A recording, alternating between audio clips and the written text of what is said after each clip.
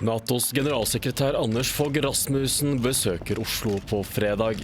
Vi bliver i Afghanistan indtil opgaven er løst. Og opgaven er løst den dag, hvor afghanerne selv er i stand til at forsvare deres eget land. På Akershus festning fikk generalsekretæren en oppvisning fra soldater som har vært i Afghanistan. Spesialjegere fra Forsvarets spesialkommando, Hærens jegerkommando og Telemark bataljon deltok i et tenkt scenario hvor en kidnappet FN-diplomat skulle reddes ut av en bygning.